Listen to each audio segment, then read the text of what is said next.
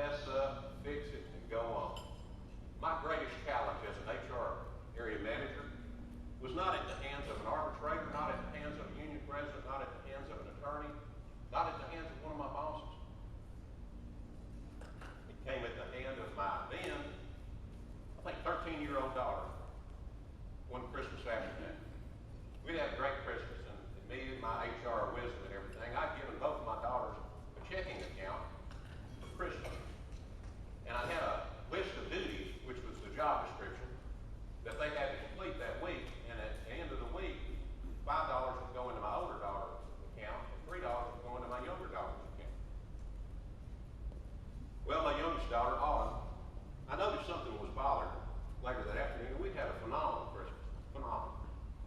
And I said, Autumn, what's wrong? She said, well, Dad, can I talk to you? And I said, you bet, baby. What's bothering you? She said, well, I looked at Amber's list, that's my older daughter. Her list is the same as mine. And yet she gets $5 a week, and I get $3 a week. And I gave her the answer of, well, normally the older child gets the bigger allowance. Stupid answer. Stupid answer. She said, well, let me ask you a question. I'll never forget this. She said, at Southwestern Bell, if you hired a 28-year-old person and a 26-year-old person to do exactly the same job, would you pay the 28-year-old person more money than the 26-year-old person? Friend, she had me. She had me cornered.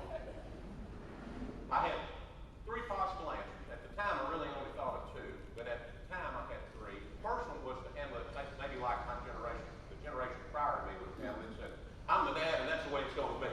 That's it. Nothing enough said about that. Through personal development, I chose not to pick that answer. Answer number 2, which I gave this presentation somewhere, and I'm very thankful that I didn't come up with this answer. Number 2, someone came up to me after a presentation and said, well, you could have taken your younger daughter's list and scratched something off of the list and made the 2 lists unequal. And I thank him for that counsel. And but I'm so thankful I didn't think of that, because that's pretty devious right there.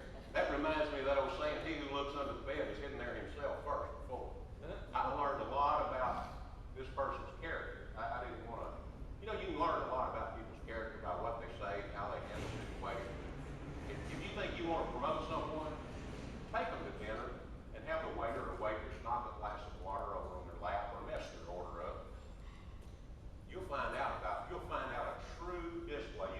You can spend all the money you want on a personality profile, but you can find out real cheap by having a waiter or waitress mess their order. You'll learn all you need to know about a person. Well, I didn't pick that answer because I didn't know that answer. Now, answer number 3 is the one that I selected, and I fully attribute this to my personal growth journey.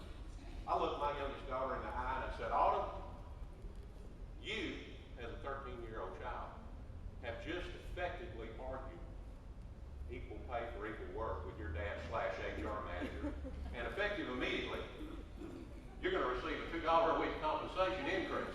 That'll be reflected